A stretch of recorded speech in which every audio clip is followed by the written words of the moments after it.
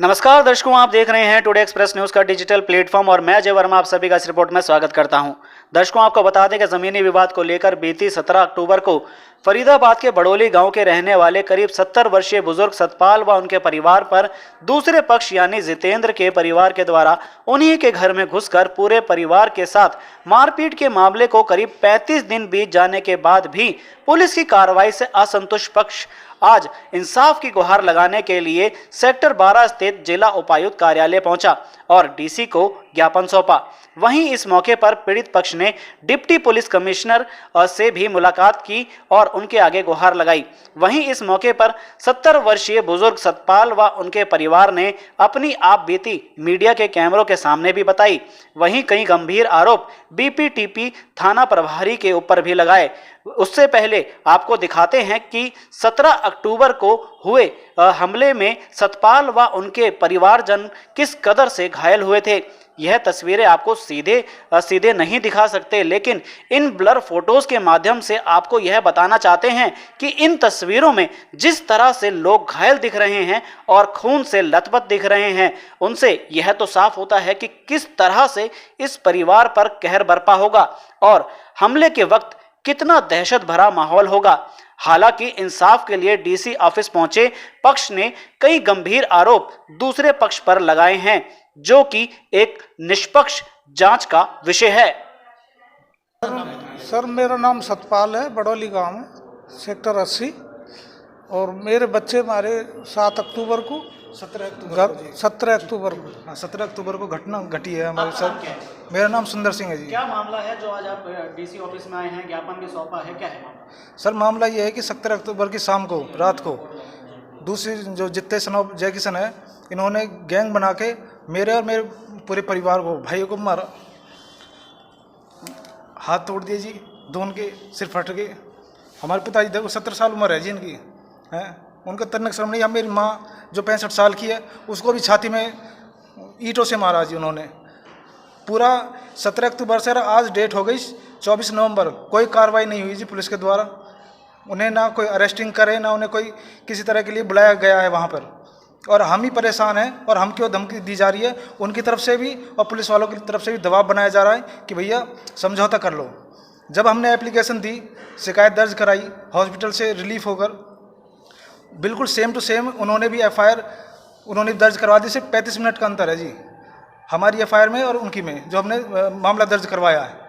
और cross case बनाने के चक्कर में पुलिस वाले उनसे मिले हुए हैं जी, पक्का 100% है जी, क्योंकि सेम तो कोई बयान हो ही नहीं सकते जी। तो आरोप लगा रहे हैं, ऐसा आपको क्यों लगता है कि पुलिस वाले मिले हुए हैं, ऐसा क्यों लगता है? क्योंकि हमारे पक्ष में ना तो आईओ बोल, मेरा नाम सुबह सिंह है जी। हमारे पक्ष में ना तो आईओ बोल रहा है, ना एसएचओ साहब बोल रहे हैं, और उनका आईओ तो उनके साथ ही है। और हमारे मतलब कि हमारे लिए ही झूठा बोल रहा है कि झगड़ा हुआ, हमारे घर में आके हमें घुस के मारा है। बोल रहे हैं कि रोड पे झगड़ा हुआ है, जबकि मौके पे जो हमारा आईओ विक्रम सिंह है, विक्रम सिंह बाकायदा मौके पे गया, सारे फोटो लेके आया, पूरी फुटेज है हमारे पास। हाँ, बता दीजिए कौन सा थाना क्षेत्र का मामला है? ये सेक्टर 75 बीपीटीपी थाने का है ये। अच्छा, जो फोटो दिखा रहे हैं वो दिखाइए। हाँ, क्या है आपके आरोपों को भी एक बार देखना। ये बाकायदा फोटो है, हमारी सारी पूरी फैमिली की फोटो हैं। ये देखिए, ये देखिए, ये हमने पहले भी बताया आपको, पहले भी दिया है।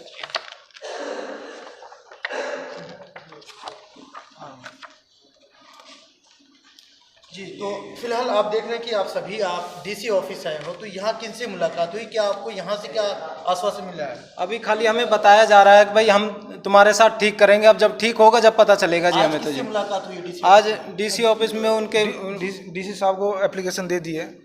हाँ, और एसीपी साहब के ऑफिस में गए जी, वहाँ अपनी दरखास्त, अपनी अर्जी लगाई है। अब देखते हैं जी क्या कार्रवाई करते। वैसे हमें पूरा विश्वास है जी पुलिस प्रशासन पे, एक आध बंदे का तो कह नहीं, लेकिन पुलिस प्रशासन काफ़ी ईमानदार है। ऐसा नहीं है कि सभी गलत है जी, न्यायालय पे विश्वास है जी, इसलिए आप यहाँ पर आए। हाँ, इसलिए आए जी। तो दूसरे पक्ष के बारे में जानना चाहेंगे, वो किस किस्म के लोग हैं जो आप आरोप लगा रहे हैं जिन पर? भाई साहब, वो उनके मार धाड़ करते हैं जी, दारू पीते हैं। उन पे दुनिया भर के मुकदमे दर्ज है जी। 4 एफआईआर तो हमने अपने वकील साहब को दे दी है उनकी जी। 3-4 FIR हमने जो उन पे मुकदमा दर्ज है वो ना अपने घर वालों को भी छोड़ दिया। एक पे तो क्या नाम है बीबी का मर्डर का केस भी चल रहा है जिसकी कल जमानत करी है उन्होंने। कितने लोग शामिल हैं इसमें कम से कम 20 बंदे शामिल है, बाकी बंदे तो ज्यादा ही, आधे बंदों को तो हमने नाम ही नहीं लिखवाया जिनके नाम याद नहीं थे। बाई नेम दिए हैं? हाँ जी, हाँ जी। बाई नेम हमने 20 बंदों का नाम दिया है जी। अब आज क्या लगता है कि आपकी सुनवाई होगी आगे? आज हम विश्वास है जी, हमें विश्वास के तौर पे आए हैं जी। देखो यहाँ पे अगर कुछ हमें न्याय मिलता है जी। डीसी साहब को हमने एप्लीकेशन दे दिया जी, ठीक है। और उसके बाद हम एसीपी सर के रीडर से मिले हैं, उन्होंने पूरा आश्वासन दिया है कि आपके साथ न्याय होगा, और हमें भी पूरा विश्वास है जी पुलिस प्रशासन पे कि हमारे साथ न्याय होगा और न्यायालय पे। मनसा जी, आप कुछ पीड़ितों के साथ आए हैं, उनकी बात को रखने के लिए लीगल क्या कार्रवाई इनकी जो होगी? लीगल कार्रवाई ये है कि अभी हमने कोर्ट से, राजेश शर्मा जी की कोर्ट से हमने अभी बेल कराई है सारे लोगों की, क्योंकि इसमें क्रॉस FIR दर्ज हैं। क्रॉस FIR दर्ज के बाद अभी हमने पुलिस कार्रवाई कोई नहीं कर रही है। हमने डायरेक्शन लगा रखी है SHO साहब के लिए भी, और हमने क्या कहते हैं यहाँ पे DC साहब के पास भी पेश हुए हैं, कंप्लेन दी है कि भाई अभी भी इनका पीछा किया जाता है। जहाँ जहाँ ये लोग जाते हैं उनके साथ साथ पीछे पीछे गाड़ियाँ लगा के चलते हैं, गाली गलोच इनके घर पर आके गाली गलोच करते हैं, गेट के सामने भी सारी चीज़ें करते हैं। और फिर आज भी इनका रास्ता रोका है कि भाई मतलब अभी हमारे 3 लोगों की बेल हो गई है उनकी, नरेंद्र सूरज जी की कोर्ट से। तो ये धमकी और देते हैं कि मतलब हम तेरे को ये इस रोड से मारा है, हमारी सबकी बेल हो जाएगी तो हम तेरे को जान से मार भी देंगे, ठीक है। तो हमने इसलिए DC साहब के पास पेश हुए हैं। DC साहब से हमारी मुलाकात हुई तो DC साहब ने बोला है कि ठीक है आप मुझे कंप्लेन दे दो और इसमें जो भी कार्रवाई सख्त से सख्त होगी हम कार्रवाई करवाएंगे। उसके बाद हम ACP साहब से मिलने आए थे, बट ACP साहब मिले नहीं। उनके रीडर से बात हुई है तो रीडर साहब ने बताया है, बात की है, बोला है कि चलो ठीक है इसमें जो भी चीज़ें होंगी हम आपकी तरफ से फाइट करेंगे। तो सर, जिस तरीके से मामला है और काफ़ी संगीन मामला है जी, 17 तारीख को बताया जा रहा है, लेकिन जिस तरीके से अभी भी ये लोग न्याय का दरकार में है और खोज कर रहे हैं, दूसरा पक्ष अभी भी धमकियां या इन सब चीजों से देखिए, कह सकते हैं कि पुलिस प्रशासन अगर चाहे तो किसी भी क्षेत्र के अंदर क्राइम को बिल्कुल पूर्ण रूप से समाप्त कर सकता है, लेकिन बात आती है अगर चाहे तो। यदि पुलिस प्रशासन अपराधियों के साथ संलिप्त होकर के किसी का सहयोग करेगा तो इसी प्रकार से लोग न्यायालय के दरवाजे को खटखटाते रहेंगे। लोगों को न्याय ना मिलने का, एक लोग बार बार न्यायालय पर आरोप लगाते हैं कि न्याय नहीं मिल पाता। आखिर न्याय मिल क्यों नहीं पाता? क्योंकि जो हमारा पुलिस प्रशासन चंद भ्रष्ट अधिकारियों के कारण हमारे जो पीड़ित पक्ष हैं उनको न्याय नहीं मिल पाता, जिस कारण ये सारी सिचुएशन खड़ी होती है। अब बात करते हैं कि इनके साथ क्या हुआ। 17 तारीख को इनके घर में कुछ लोग घुसते हैं, इनको इतनी बुरी तरीके से इंजर्ड करते हैं, ग्रीवियस इंजरी होती हैं, 2 लोगों के सर फटते हैं, जिसमें सिर में फ्रैक्चर आता है, brain fracture, life to danger का मैटर बनता है। अभी 1.25 महीना हो गया, लेकिन इन्वेस्टिगेशन ऑफिसर कहते हैं कि अभी मेरे को इतना टाइम नहीं मिला कि मैं डॉक्टर्स के बोर्ड से जाकर के एक ओपिनियन ले लूँ कि लाइफ टू डेंजर था या नहीं।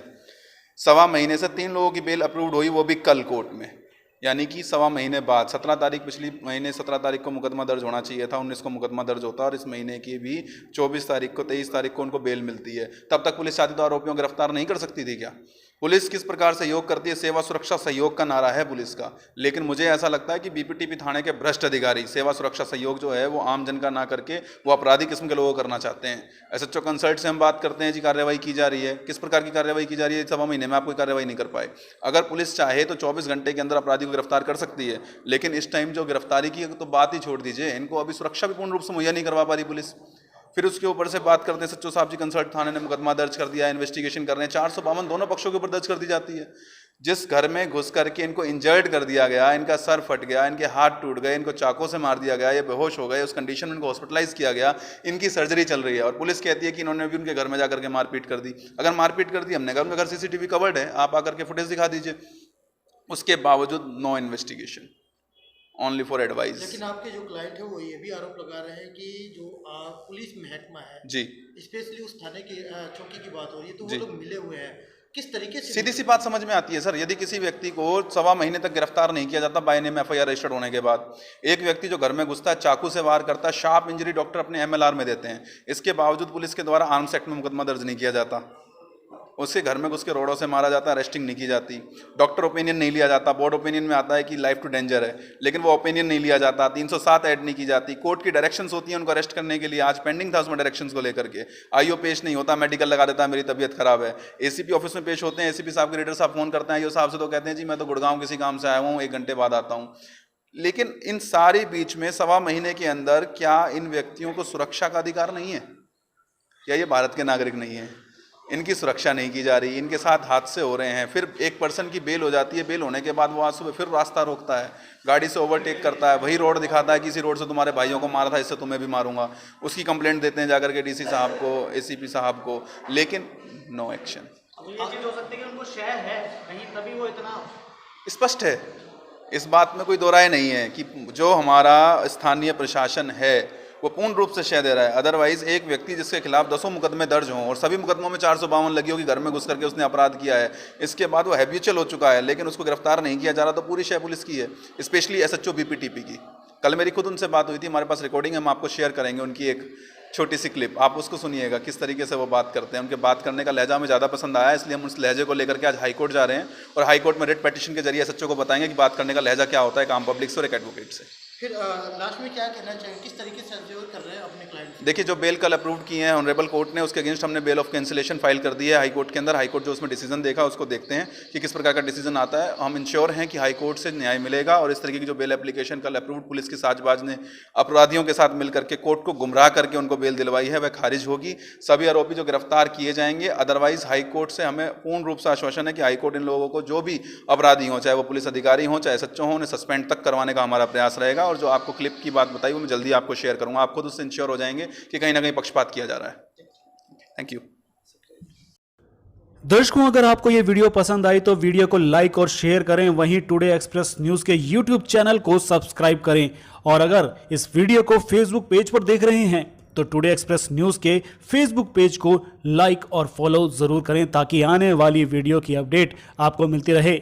आप सभी का इस वीडियो को देखने के लिए धन्यवाद।